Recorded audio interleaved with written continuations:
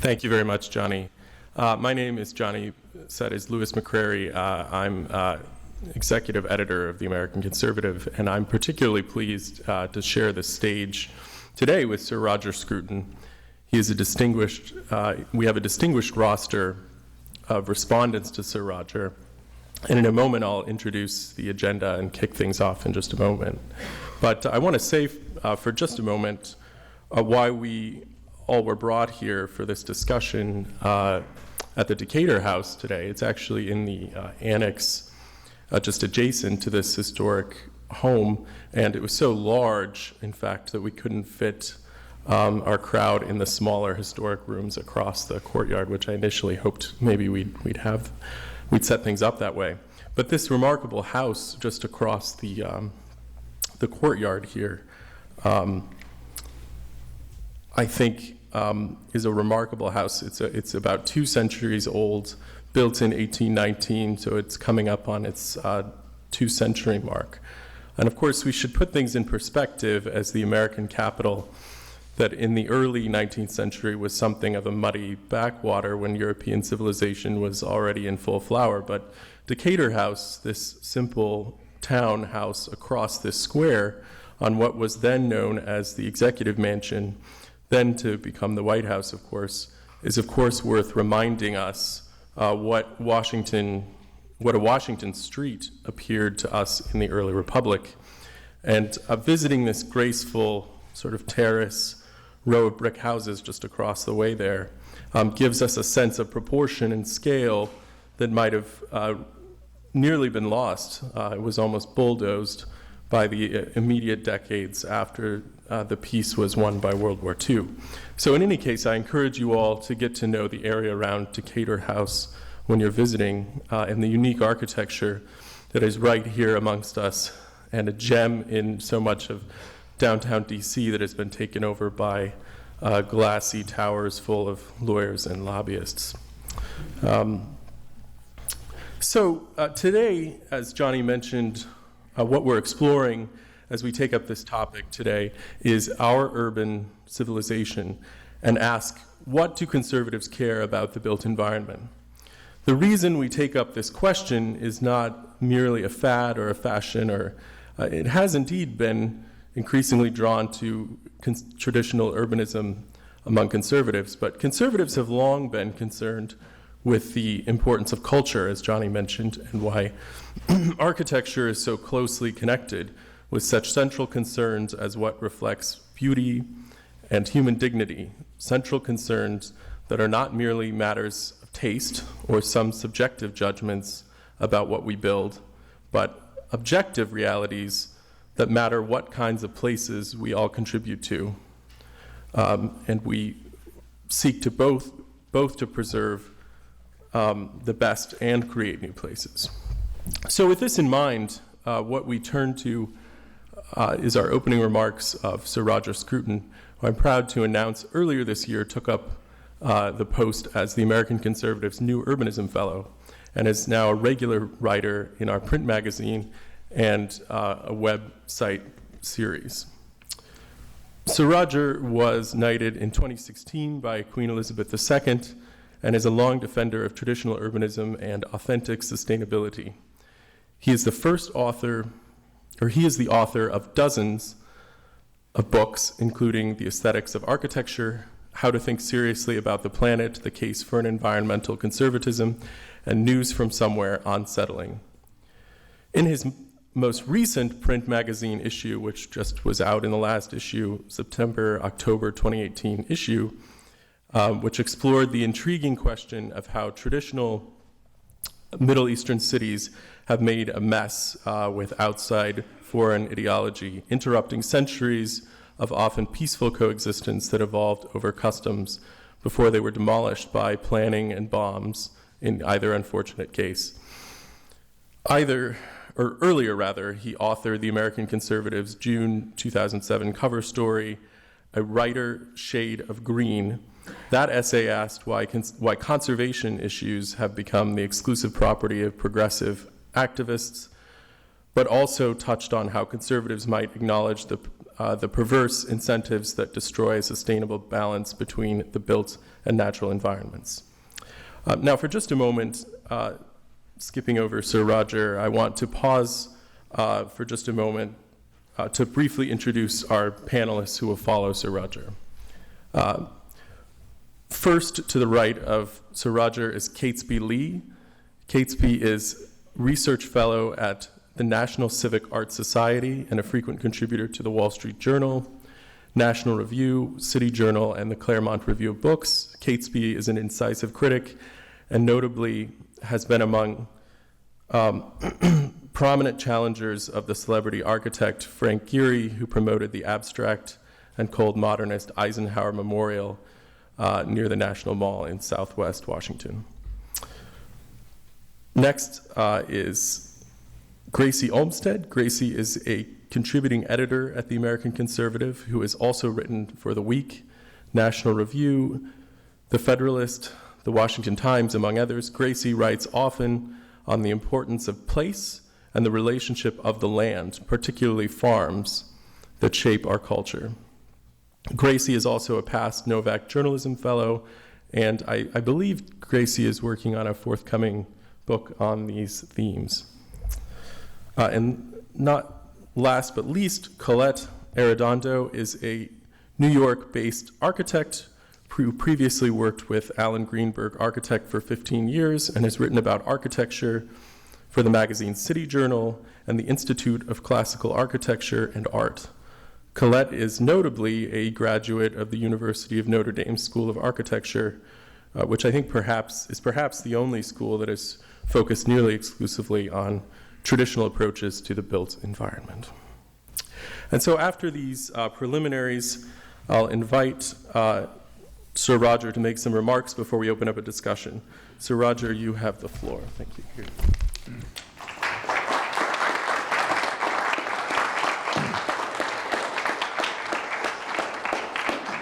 Well, thank you very much. I'm very honored to be here and to be part of this very important initiative on the part of the American Conservative to bring architecture back onto the agenda of the conservative movement.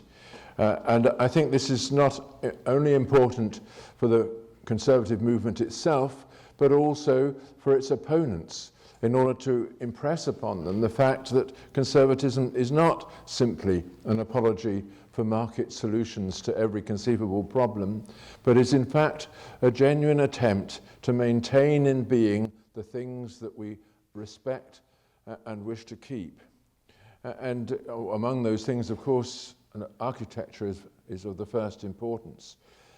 Conservatism has been caricatured politically in recent times as the pursuit of freedom and the abolition of laws and regulations which constrain that freedom, in particular with a view to promoting enterprise and free markets and the expansion of the commercial culture in every direction.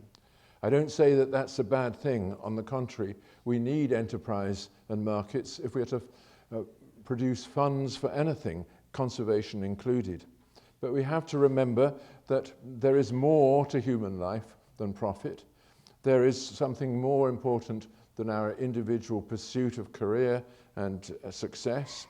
There is that thing that we call home, where we settle, where we belong to each other, and where we are side by side and wishing to remain. And in that connection, that is what conservatism, in my view, is all about. Preserving that thing, making it agreeable and sustainable and repeatable for future generations. And the most important example of this in our civilization has been the city. This is the great thing that was bequeathed to us by Greece, by ancient Greece, the city as the primary settlement in which strangers come together and live on terms. That's an extraordinary achievement.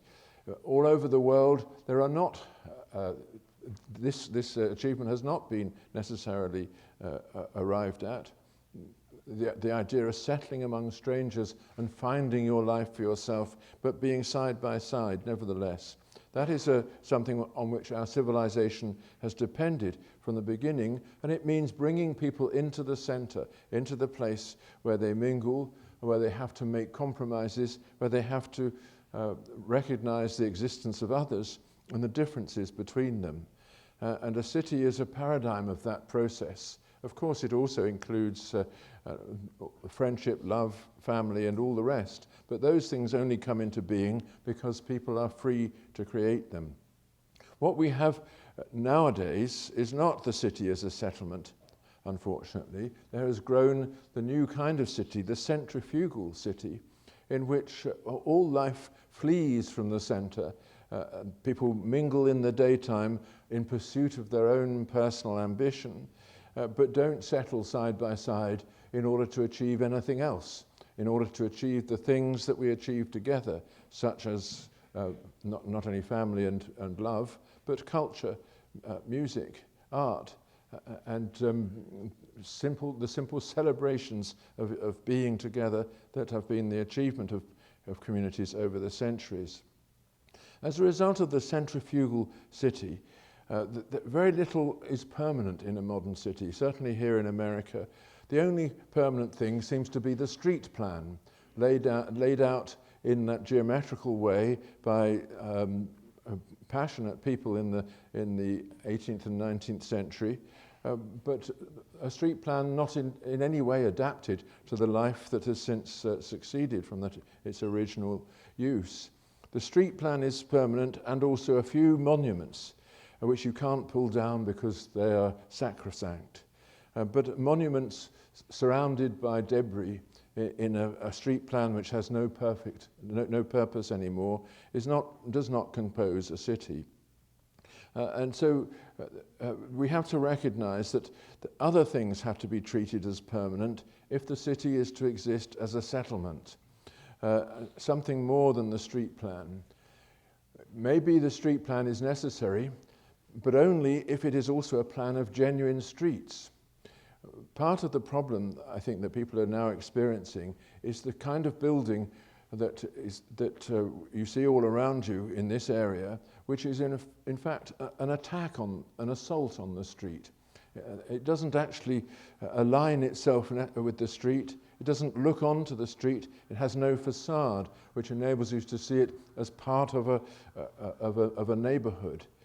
It is simply a temporary structure erected out of transient materials like glass and steel, which won't hold together for more than 30 or 40 years, and due to be replaced as soon as its present function has been extinguished.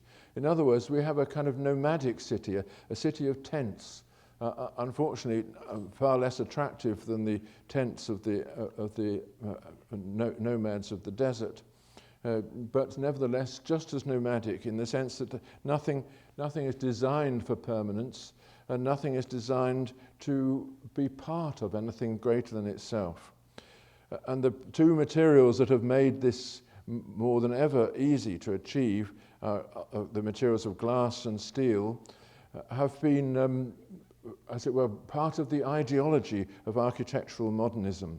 The ideology which tells us we must take advantage of these modern materials, and we design according to the basic principles of a structure, a frame on which a curtain wall is hung.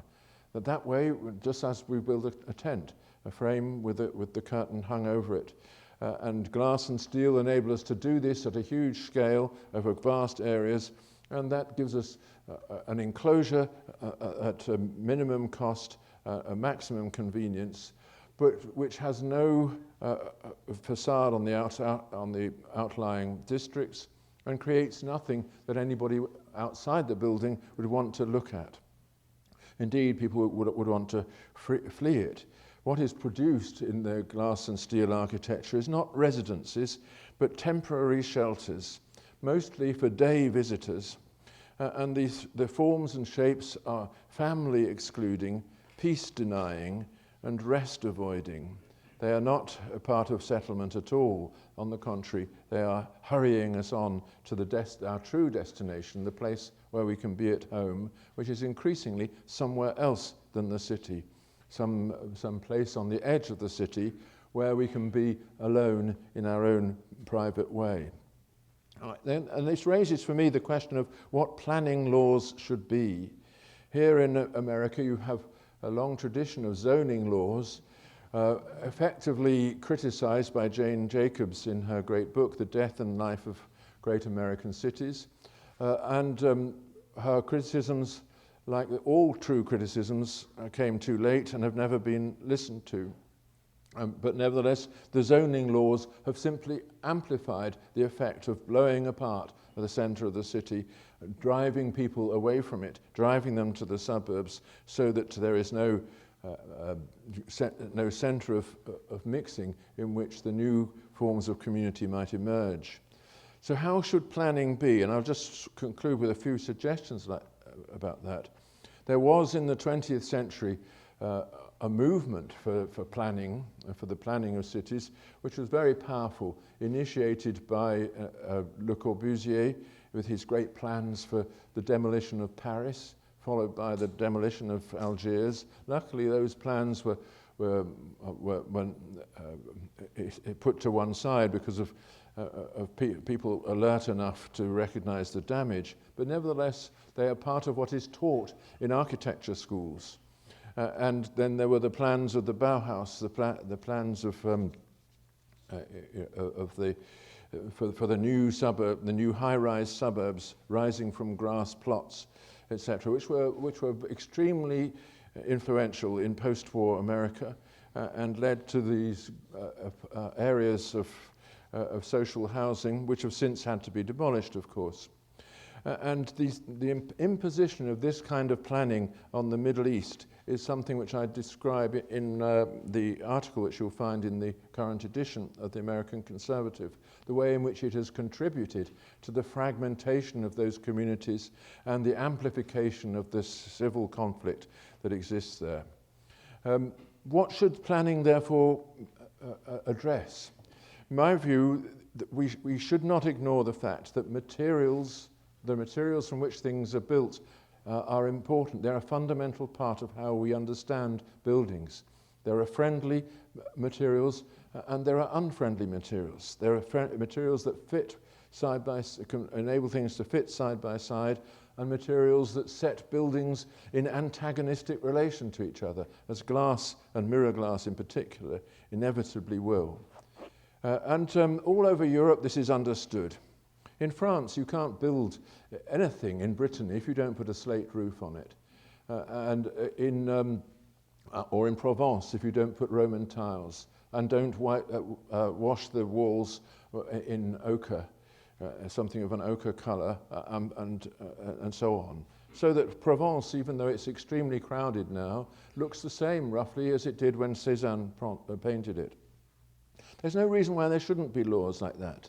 The laws governing the heights of buildings and the crenellations on the palaces on the Grand Canal in Venice have been in place since the 14th century.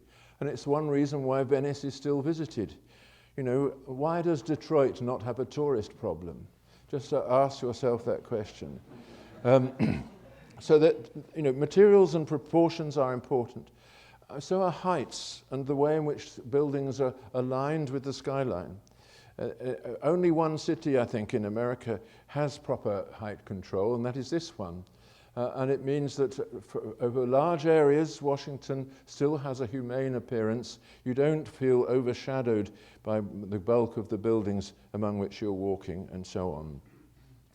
But we also need facades and the apertures that make facades human, the windows and the doors.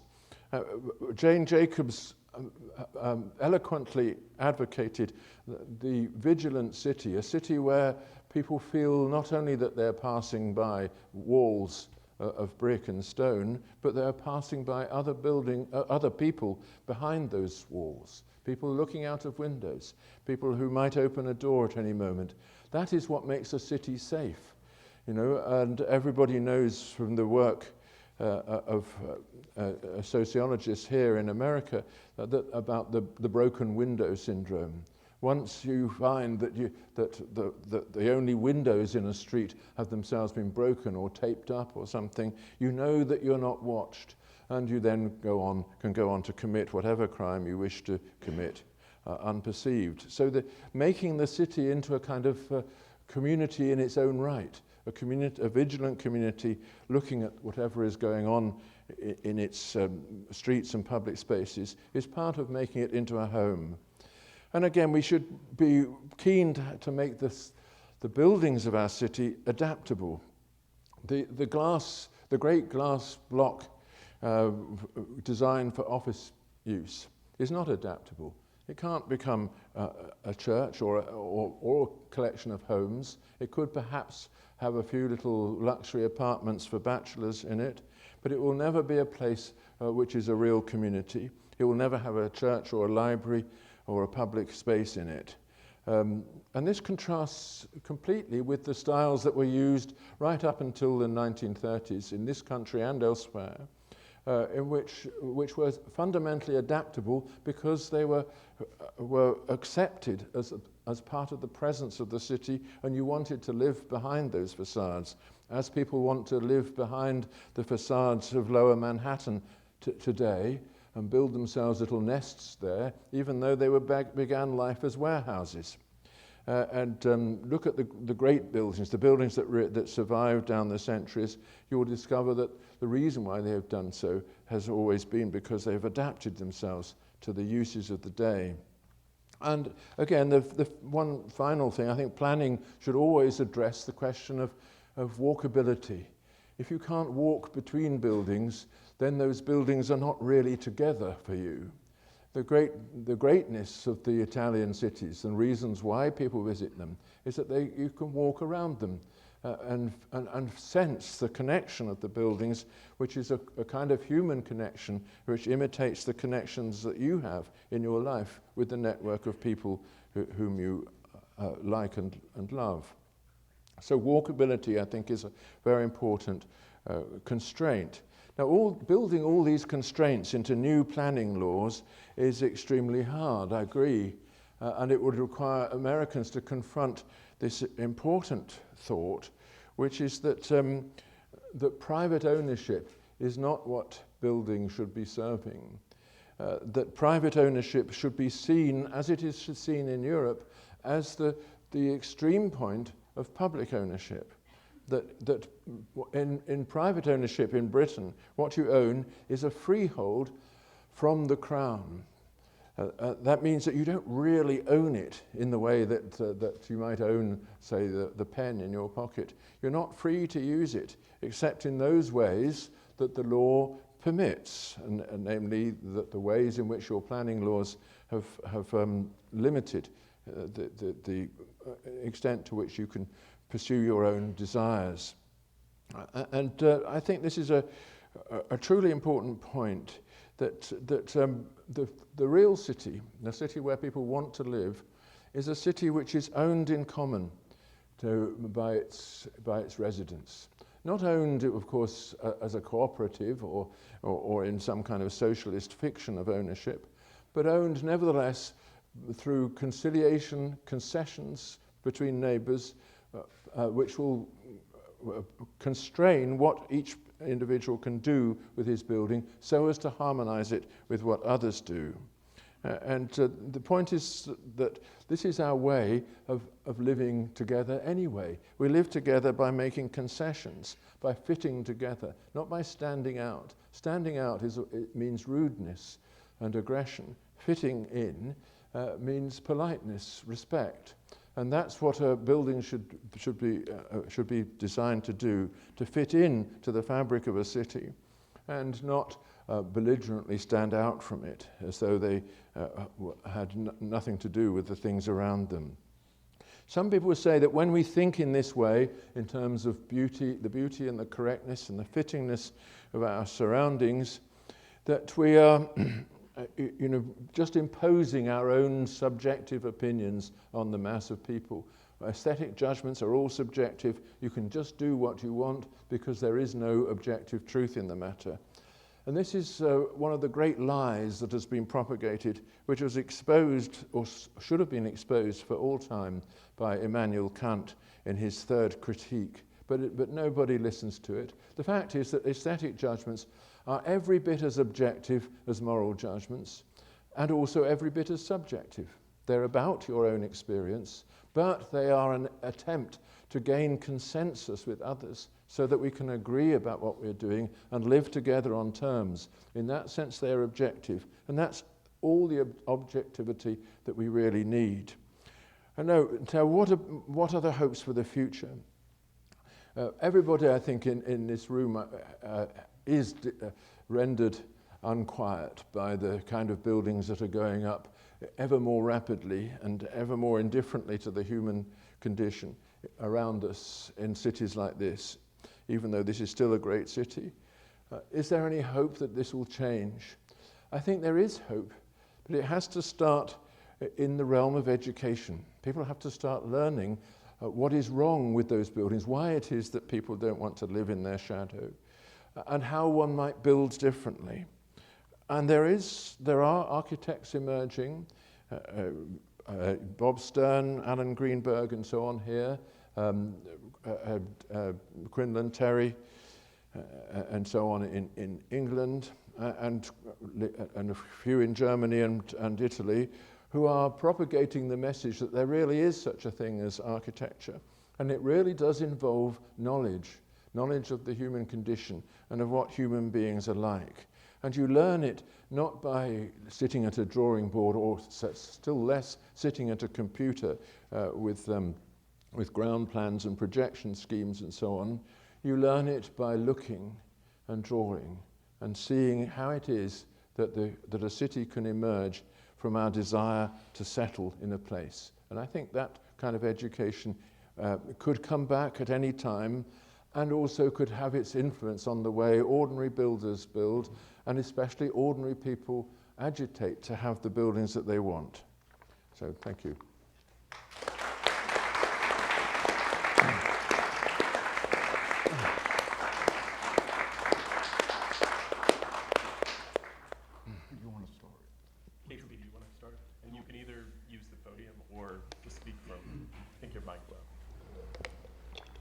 Can you hear me? Mm-hmm. Okay. Thank you, Sir Roger, for those excellent comments. And there's so many things one could say in response. To start with education, this raises a very crucial point. Art historical education in this country is largely miseducation. And a big part of the problem is that the history of architectural design and fine art have been crammed into this theory of linear progress, which is basically derived from progress in natural science and technological development. And it's completely misleading. And so in an architectural history of the United States, the US Capitol, for instance, will not have the absolutely central place it deserves. It's in point of importance and quality of design, the most important building in the country. And it also, it embodies an architectural tradition extending back to ancient Greece, but at the same time, it's very modern. Its dome, as many of you are aware, is erected on an armature of iron truss work. The surface of the dome is painted iron.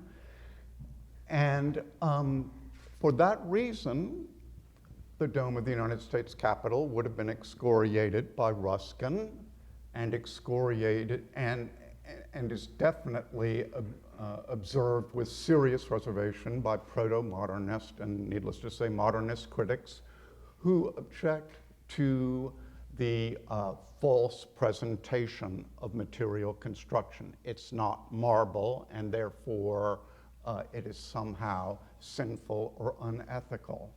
And this is just an indication of how the modernist dogma informing architectural education has just turned things upside down.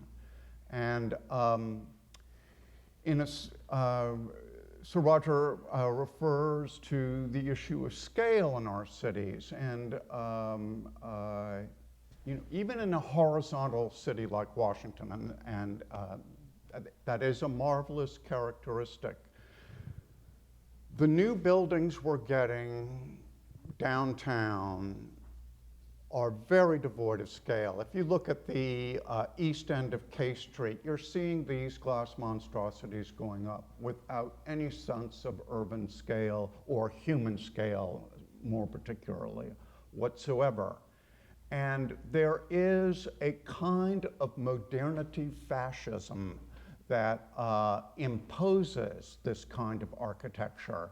And it's premised on the idea that the architecture of the past is all well and good, and we're going to preserve that, but the modern condition, the modern human condition, the mentality of modern man, his social concerns, ecological concerns, etc., mandate a different approach to architecture.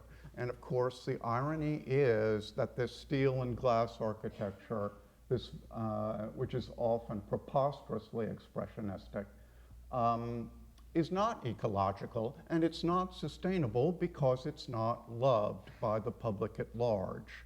The best way to build a sustainable building is to design a humanistically conceived building that will be loved. So the place to start is changing, or one key place to start is changing education.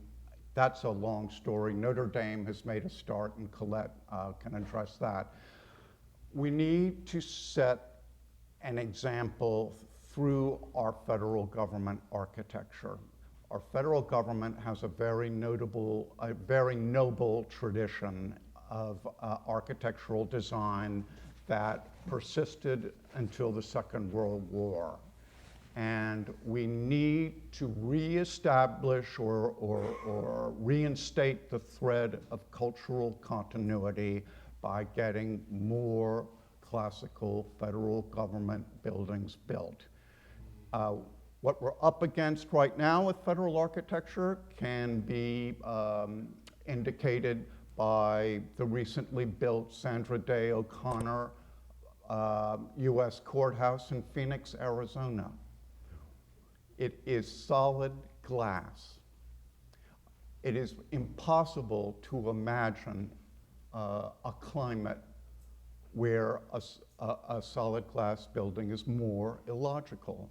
And of course, modern technology allows you to do that sort of thing, but it has no relationship to building traditions in that region, and it could be a pharmaceutical factory.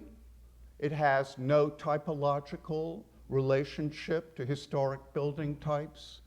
So I would say government patronage is one key area we need to work on to improve our culture and our civilization. Thank you.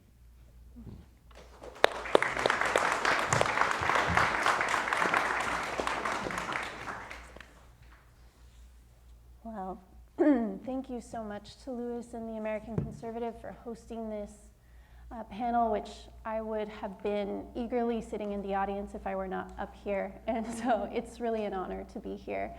I am by no means an architecture expert, and so my comments will perhaps be a little more practical and oriented toward us as citizens and what we can do, with some larger comments on both policy and I think the outlook that we as conservatives should have going forward toward our built environment. On one of my recent trips home to rural Idaho, where I grew up, I learned that my great-grandfather, who was a farmer, persisted in grazing his livestock along the ditch banks and pastures of his land long after everyone surrounding him had switched to what was modern and viewed as progressive, which was concentrated animal feeding operations. And when asked by his neighbors why he persisted in this old-fashioned, traditional, illogical way of feeding his cattle, he responded that it made them happy and it kept the land beautiful. Which reminded me of a quote by a person whose name I'm blanking on at the moment, but in the introduction of Wendell Berry's latest book of essays, The Art of Loading Brush, and the quote is that culture is much like osmosis. We often understand more than we know. And indeed, this is what conservatism is always trying to promote, the idea that we should be holding fast to these beautiful treasures of the past and prizing them, because oftentimes beauty points us toward the good, even if we do not always understand why. Of course, nowadays we know that there is a deep ecological and environmental cost to the ways in which we have performed agriculture in modern America, and we are beginning to realize that there is much we should be doing to transform that. However, I think that a lot of the same principles apply to both our built environment and the way that the built environment works with land, animals, and waters surrounding it. Conservatives should be conservers, conservers of tradition, conservers of place, but as united to that, conservers of the environment which we have been given. And indeed, as we have found out this week, we have done a very poor job of stewarding that. And going forward, we need to be considering ways in which we can build and promote place in an ecologically and environmentally sustainable way. My grandfather's story reminded me that beauty is deeply tied to harmony and to membership. Beauty in the built environment necessarily involves a harmony with and reverence for the natural world. It requires a respect for soil, water, and animal life, as well as a commitment to place which allows for our built environments to be well stewarded. My great-grandfather cared for his land in part because he knew and loved his neighbors, and because he was preserving this land for his sons. An ethic of care is deeply tied to permanence and to local membership. But the average American moves 11 times in his or her life. Beauty in the built environment requires the work of maintenance and vigilance, as so aptly demonstrated, as Sir Roger noted, in the broken window theory. Members who police their town keep it safe from telltale signs of decay or neglect, and thus make sure that it remains a beautiful place in which to live and to visit. I was reminded when discussing this topic with some friends recently of the members of struggling communities in places like Kansas or cities like Detroit who mow the lawns of the vacant homes surrounding them as well as their own, because they want to preserve the community that they are proud of and that they love. Beauty requires members of a place to be faithful stewards, no matter the sacrifice. This, of course, requires an attitude of givenness, as well as eyes constantly attuned to the work of preservation. Of course, our vehicular escapism via the car makes it easier to neglect spaces. It is only when we walk when we can take in the whole of our surroundings, the weeds coming up through sidewalk cracks, the shattered glass in a building's window, or the chipped and peeling paint on a house. These things are a blur when driving past a place, but when walking, they come into acute focus, which is why walkability is such a necessity when we are talking about creating and preserving beautiful spaces. Walking is, of course, a slow and porous experience, and it may bring us into dangerous situations that are uncomfortable or annoying. However, we can only preserve and promote the beauty of our towns and cities if we are out experiencing them on our own 2 feet. One final note that I would love to hear more thoughts on from the other people on this panel and from audience members is that there is a growing problem in our country that needs to be addressed. Beautifully built environments are in our time increasingly inaccessible for many Americans. When Jane Jacobs wrote about Greenwich Village in The Death and Life of Great American Cities, It was a working class, blue collar neighborhood.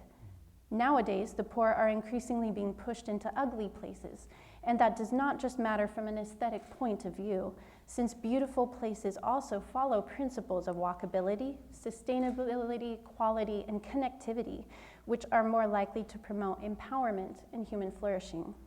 As we see an urban boom spread across America, it's coupled with an exodus of the poor into the suburbs, places that are car-centric, difficult to maintain, low on density, and zoned separately from the jobs, churches, schools, and grocery stores which they need to be close to. The very separation and isolation which once made suburban life so appealing to the rich now puts the poor at a distinct disadvantage. Fixing this problem will require intentionality and care on the one hand as to how we revitalize and grow our cities, but it also simply requires better building practices going forward. Walkable spaces are still scarce and thus cost more because higher density housing is very expensive to build, an expense which is largely tied to the burden of public policy. The development of new housing in walkable neighborhoods is severely constrained by zoning and infrastructure. America's most expensive cities, such as San Francisco and New York, have highly restrictive zoning laws and approval processes for new housing. As a friend once told me, we've made it illegal to build new beautiful places without a gargantuan amount of lawyers and paperwork, which means only big firms do them, and they only market to high-income customers who can cover those paperwork costs. To address our nation's affordable housing problems, we should build more housing in existing walkable neighborhoods, build more walkable neighborhoods in general, and lower the barriers to building them. Thank you.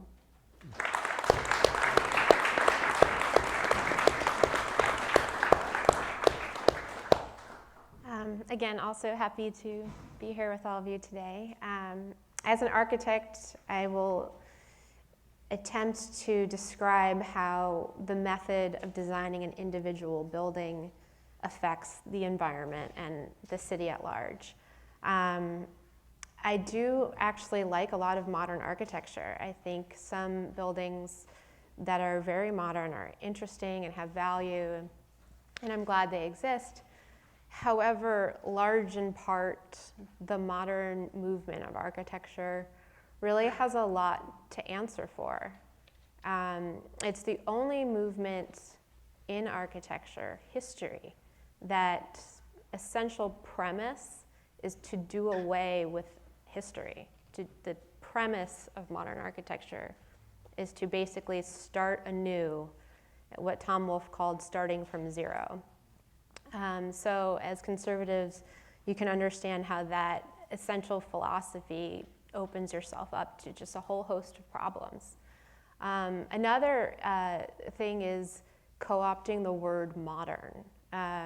The word modern means of the day, now. Everyone wants to be of their own time, of today.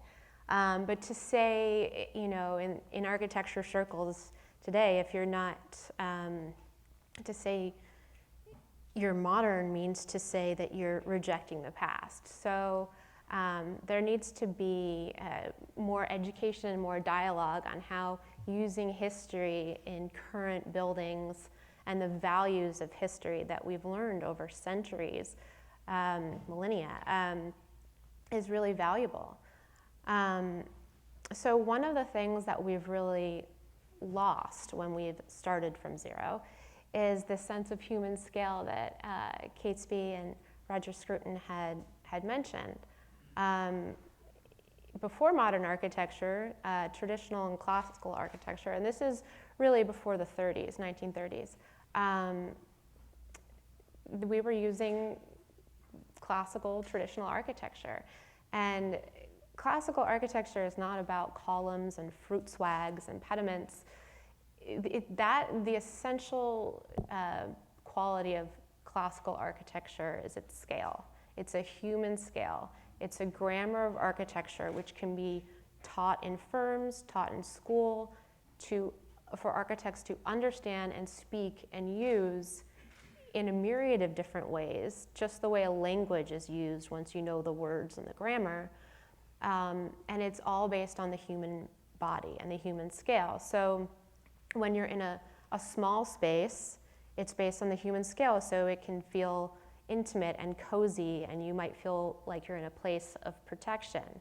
When you're in a large space, it's also scaled. So you might feel the feelings of grandeur, and you might be ennobled. And so it's a way to relate the human experience to the different aspects of our life and our culture. So when we did away with all of this history, we also did away with that very evolved language of designing, and that affects our cities greatly. Another thing, when we moved to this modern era, which has been going on for a very long time now, is that the focus wasn't on building beautiful buildings. And Roger Scruton has written about the importance of beauty in the city, and you spoke about that as well, Catesby. And the focus isn't really on beauty, it's about originality. And when you shift the focus to originality, you're shifting the power structure. So you are giving the architect, he's becoming or she's becoming the star. It's not the city. Paris was successful because Haussmann designed and planned for buildings that were respectful of the place. You might not look at that building and know what architect designed it.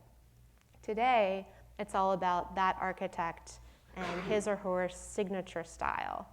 At some point, especially when Bilbao was built, when Frank Gehry's building in Bilbao was built, Freudian, that became this phenomenon. So it was this singular building that was interesting and original, and no one had seen anything like it, and then Bilbao was on the map. So all these cities are competing with each other. So then they want another Frank Gehry building. So every city has their Frank Gehry building, and then there's another architect. And when we were building New York, we were trying to make it beautiful so that we could rival the cities of Europe. Now we're trying to be original. But it's almost defeating because you're winding up with similar buildings in each city. And even if it's not by a star architect, they tend to be these tall shards of glass. And even though one is different from the other, we're building them in all these cities. So you see a building in New York could be easily in Beijing, could be easily in some parts of London now, and sadly on the outskirts of Paris now. So it's just very ironic. You become so progressive in trying to be original, and at the end of the day, almost everything is starting to look the same. So I think the focus and the lessons we can learn is not necessarily saying, I'm classical, I'm modern, I don't agree with you. It's just learning from what has happened, because a lot of modern architecture has actually been built. So now we can see what happened, and we can examine the pros and cons. So I would say that part of the education is to understand the importance of human scale that's within that building and how it relates to the city around it. And then the importance of trying to build beauty, and then really building within that sense of place, so that when we visit Paris, we know we're in Paris. Thank goodness it's still there. But so that when we travel and go to new places, we know that it has an identity. So.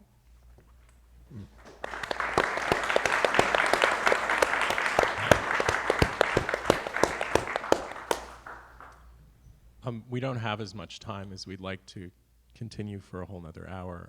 But before we go to questions, I just wanted to see if Sir Roger had any other remarks, what came out of those panelists, just briefly, before we go to questions on the audience. From the audience. I agreed with everything that the panel has said, actually. It's all important additions to the case. Yeah. Well, let's go straight to questions. I think we have some mics. Do you want to hand those around? Okay.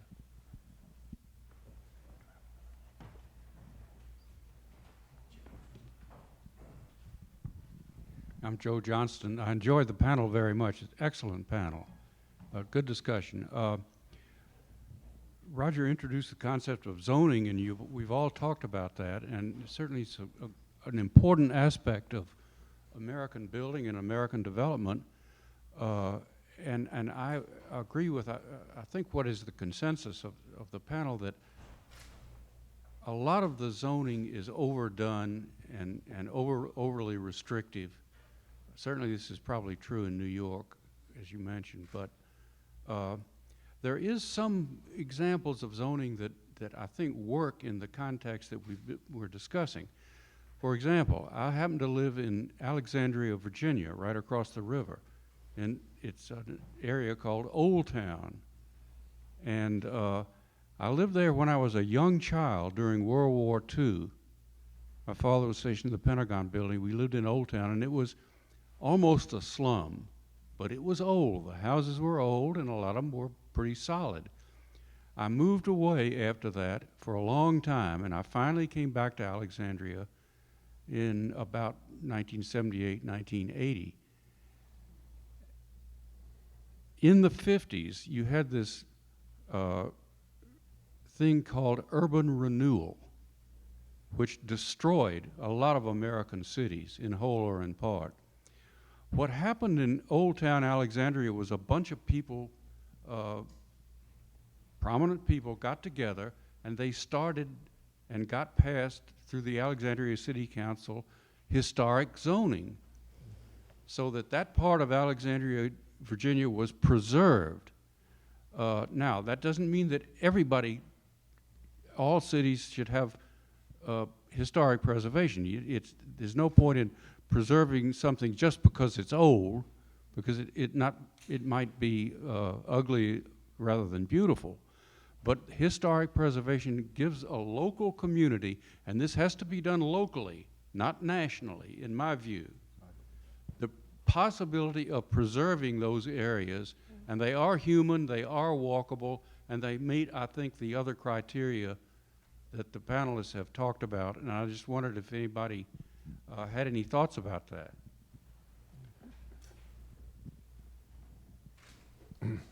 I would like to make one comment, Joe, about historic preservation.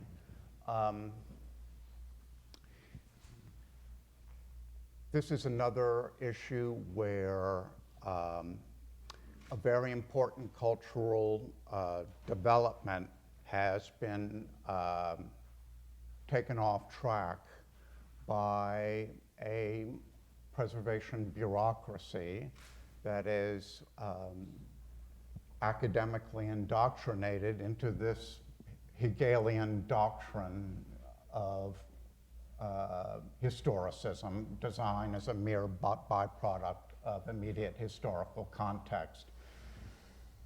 And so everything gets balkanized in its historic period. And so there's been a huge problem with historic preservation bureaucracies mandating modernist additions to traditional buildings. And this is one area that cries out for reform, where the emphasis is on, as Steve Sims, a Notre Dame architecture professor, puts it, the emphasis is not on time, but on place. And this comes to the issue you're raising of the legibility of the city, building types being consistent, the streetscape is legible, and so the preservation is a big issue, very important cultural issue.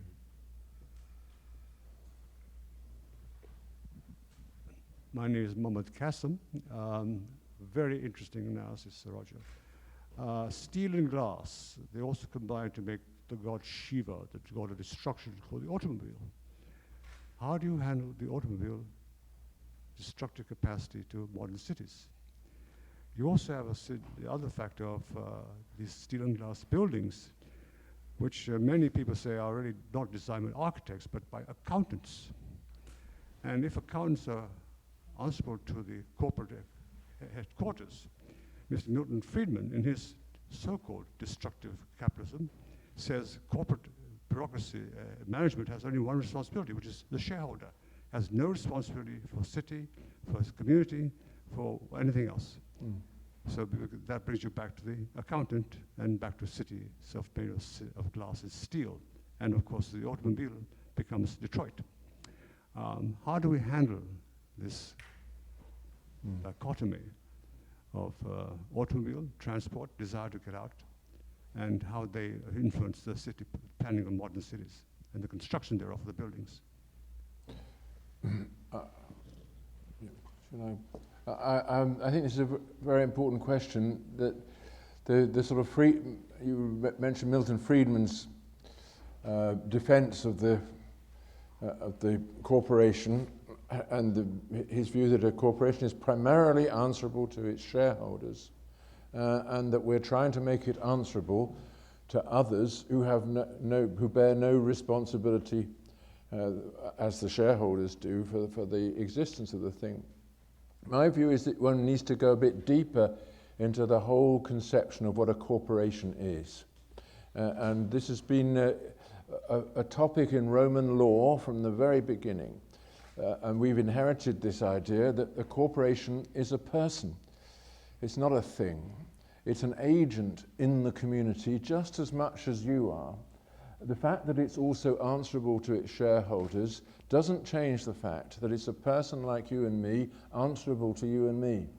So it has to behave exactly as you or I would behave in connection with others. That means that there's nothing illegitimate in telling a corporation that you can, that if you want to build here are the rules, here is how you should construct the facade of your building, this is what you must do in order to honor the place where you are, and your shareholders might object to this, but they only do so because they are the part of what you are. If you want to be in this city at all, you behave like a citizen. And I don't think there's any problem. It's just the Friedmanite fanaticism about this, which has prevented people seeing that corporations are just as controllable and just as in need of control as the rest of us. Yeah. Yes.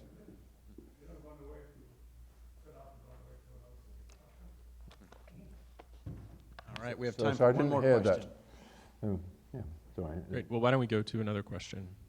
Get some more in before we're out of time. Oh, thank you, panel. Name's Andrew. This one's for Sir Roger. I made it to the Wethersfield event. I've been reading your book, Souls in the Twilight. And right before this event, I was reading a passage, kind of an anecdote with one of the characters in the last short story. And it's him walking through this English town and just the impact of this kind of pastoral environment on his actual thoughts. And I think the way you described it, it went way beyond sentimentality. It was really kind of this deep feeling that overcame him and really was influencing his decisions. And you also mentioned that this character, if he wanted to dispel those thoughts, he could just walk downtown with the shops and the buses. So I was wondering if you could speak briefly on just the impact of of our built environment on our very kind of psyche, and what are the effects of this new wave of brutalism, modernism on the way we think? Well, I don't want to dominate the discussion, but it's a very good question. What the psychic impact of ways of building is? There's no doubt about it. And I don't think one can separate the way of building from the state of mind of the people who have to live in it. The cheerfulness of Italians has something to do with the cheerfulness of their cities. That's undeniable, in my view. You are at home there. They are the byproduct of family life, and everything is adjusted to conform with the neighborhood and the neighbors, etc. That kind of thing, that organic situatedness of the city is reflected in the personality of the people who live in it. but I think this is a subject for deep sociological research, you know, to examine the personality of people brought up in the Soviet monotowns and so on. But there's a consensus among writers who've tried to situate, storytellers who've tried to situate their characters in particular environments, that the environment is part of the psychology of the character. Paris is a psychological reality for all of us because of Balzac and Flaubert. You know, we know exactly what it is to be the kind of person who's at home there. And I think this is a really important observation, because buildings are persons too. Unfortunately, that's all the time we have for today. Oh gosh, sorry. Let's give another round of applause to our panelists.